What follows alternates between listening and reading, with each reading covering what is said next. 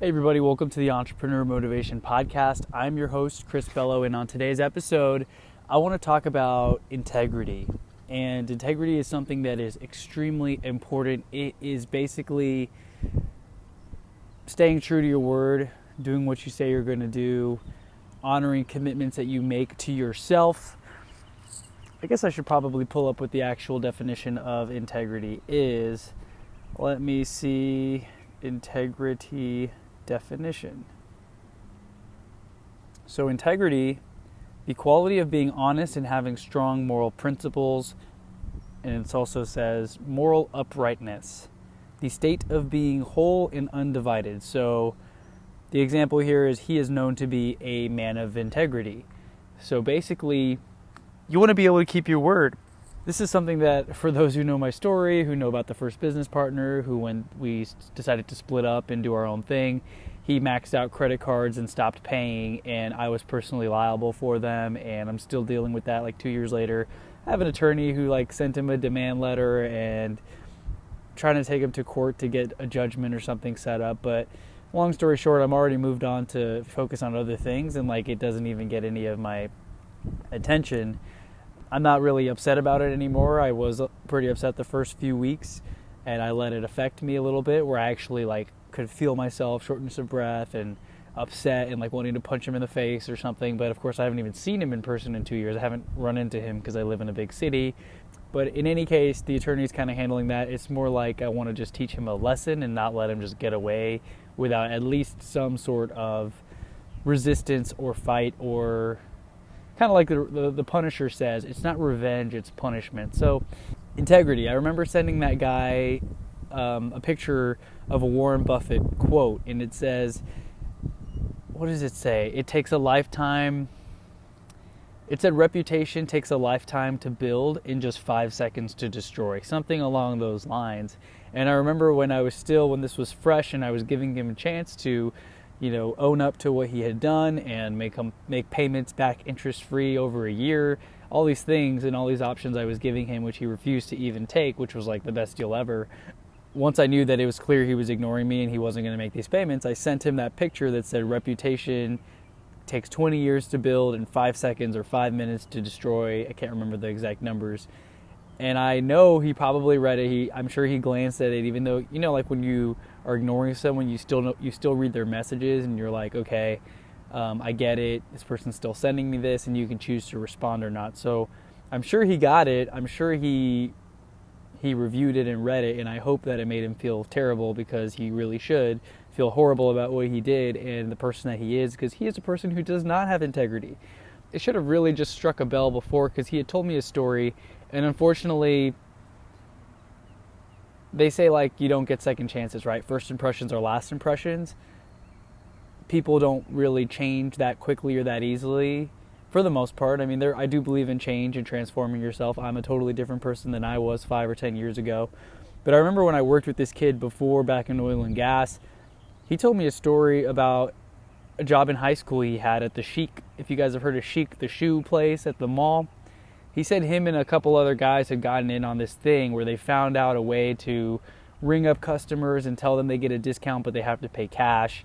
And basically they were giving these people discounts, and they were getting freaking $10 off or something. And this kid was basically pocketing the cash, or pocketing the difference or something. Maybe, I forget exactly what it was. Maybe it looked like they were getting a discount, and the $10 off that they quote-unquote saved, he was keeping. I don't remember exactly what it was, but he told me he was doing this for some time in high school, and no one found out about it. He was basically making this money. And I remember thinking man, that's pretty messed up, and that's pretty effed up. I'm trying to keep my podcast pretty clean, but yeah, I was dude, I was thinking this guy's a terrible person. But he said that was back in high school, right? And here we are, college graduates, working at a good job, oil and gas. I figured there had to be some integrity for him to get to that position. And so I remember hearing that, and it bugged me. To put some timeline on it, that was about 2014 when he told me that story, and we kind of tried to do some business stuff together in 2015, 2016. So it was in my mind. I think I just heard a gunshot. welcome to Houston. The purge is beginning, I guess. But I'm going to keep recording this video here unless I see anything sketchy, and then I might move a little bit or, head back home. But in any case, I remember hearing that story, and it really bugged me. And I'm like, what kind of person would actually do that? But then again, it had been so many years that I thought, hey, everyone deserves a second chance. Maybe he's learned his lesson. Maybe he's changed, right? But unfortunately, he did not. And when he did this and he stopped replying and he maxed out the cards and he basically owes me around $10,000, a little more than that, about $10,500 or something with late fees and stuff from the credit card, I basically realized that, hey, this guy lacked integrity from the start. And that story, it came to mind, and it was fresh on my mind whenever he did this. I was like, he told me this damn story of when he worked at chic stores and basically was ripping off the store owners. And I kind of put it to the side. I should have just taken that as a lesson. I should have listened to it and heeded the warning. And I was kicking myself over it because I was like, I should have known that he would have done something like this. But the good in me, I'm not trying to claim that I'm like holier than thou and like I'm the best person ever, but I will give credit to my parents. They always taught us, like, if we stole a toy from those little bins at the stores or the malls, like there'd be like a bunch of toys and you buy 2 or 3 of them, like dinosaurs or something, and you pay by the toy, like by the piece.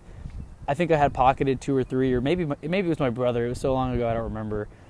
And when my mom realized when we got home and we took them out of our pockets that we had stolen those toys, I'm pretty sure she made us go back and like pay for them or explain to the person. We had to learn our lesson basically, and she explained that that's not okay to do.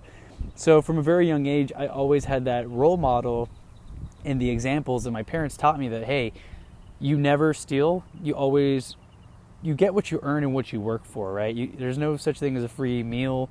You can't just steal your way or lie your way or cheat your way to success, because it's just not going to happen. If you burn enough bridges, no one's going to work with you, right? So that was the message I was telling to this kid, because I've talked about him and I've talked about this story a few times on my podcast. I haven't really mentioned his name. I mean, I don't want to like call him out or anything in person. Although sometimes I'm just like, I want to tag his profile, have everyone DM him and blow him up and just say like, dude, you're a piece of shit. That's what I want to do. But like, the better Chris and the Chris that has his head on right and that is calm and never gets angry, that Chris is like, hey, just let it go. I mean, fight your fight with him, hire that attorney, let him do his thing, let him learn his lesson, get a judgment against him, but like, don't try to talk crap 2 years later. I've already kind of moved on. But integrity is super important as an entrepreneur, as a business owner, as an employee. You don't want to be screwing your managers over. You want to be the person who, if you've got a company credit card, you honor the spend. You're not doing sketchy things like expensing exorbitant meals or things that you really shouldn't be expensing to the company card, and just writing it off and trying to utilize resources and abuse resources. And those are the kinds of things that people who lack integrity will do. They'll take advantage of things. They'll expense a meal that's a little too nice. Maybe they'll expense a personal meal as a meal and claim it under their corporate expenses when it's a really gray area, or they'll go out with a friend and they'll call it a business lunch. There's a fine line with these things, right? So that's basically today's episode. I just wanted to talk about be honest, have integrity, be a good person, right? Do the golden rule. Do unto others as you would have them do unto you. Don't steal from people. Don't lie to people. And especially if you can't keep promises to other people, what makes you think you're going to be able to keep promises to yourself? If you say you're going to do something to someone else and you don't come through, or you say you won't do something and you do that thing and you screw them over or whatever. Imagine if you're trying to set fitness goals or self-development goals, or you say you're going to read 10 pages. If you can't keep promises to other people, what makes you think you're going to be able to keep them to yourself? It's going to be even harder to keep promises to yourself, because deep down that you've fallen through on your promises time and time again, and that you've stabbed people in the back. What goes around comes around as well. I believe karma is so real. That's why I put out so many good vibes, and so many entrepreneurs that I listen to, they put out so many good vibes. They provide so much helpful information that anytime they offer something, I'm just like chomping at the bit. I can't wait to purchase. I can't wait to support them. I can't wait to sign up for their, right now I was going to say conference, but because of the coronavirus stuff, it's like live conferences. There's a lot of live events happening and things like that, so that people can continue to learn and network through Facebook groups, through Zoom calls, But yeah, you put out good vibes are going to come back. You screw enough people over, it's a small world. You screw a couple people over, they talk about it to a couple friends, it just grows from there, and then all of a sudden everybody knows what you did. There's a friend of mine, it's kind of funny, when this whole fiasco was going down, I told him what was going on, because he knew this kid too. We used to kind of hang out a couple times together, and my friend was like, dude, I saw him at this fashion show thing, because I guess they were kind of both into fashion and dressing nice or whatever. And my friend told me, hey man, I saw him at this fashion show and I could tell he knew that I knew. Because like kind of that look on his face where like my friend probably gave away that like he was looking, you know, at my other friend at one point who's now kind of like not my friend, like not really my enemy, but he's just like a guy that I don't want to associate with, right? So I'm not going to call him a friend. I won't call him an enemy. I'll just call him a dude who screwed me over and, you know, who won't get a second chance. So my friend saw this other dude, and the way he looked at him, that other dude got the vibe that my friend knew that I had told him what happened. So that's an example right there. So my friend knew, my friend probably told someone who knew him. I reached out to 4 or 5 people that are close to him and I told them what happened because I want them to know so that it doesn't happen to them. If they're trying to get into business partnerships or relationships with this guy, I wanted to be like, hey, here's what happened. Here's the conversation. He said he was going to pay. He said this was going to happen. 3 months in a row, he did not pay. He told me, yeah, don't worry, bro. I got it. I'm going to pay for that. I'm going to make those payments on the credit card. And then the collectors would call me saying that the payment wasn't made. So it kept adding to the late charges and the interest charges and stuff like that. You know, I'd rather him tell me straight, like, I'm not going to pay, man. I don't have the money. I'm sorry. Instead of telling me he's going to pay and me having to talk to the debt collectors from the bank, calling me all the time, wondering what's going on with this account and why we haven't been making payments. So that was definitely a frustrating time for me, and I was trying to move forward on something that I was working on, which is already consuming a lot of my time and resources financially, and to have another $10,000 setback and burden was just something that I wasn't prepared for at the time. But yeah, that's basically all I have for you guys today. Have integrity, be a good person, be a good human being, do unto others as you would have them do unto you.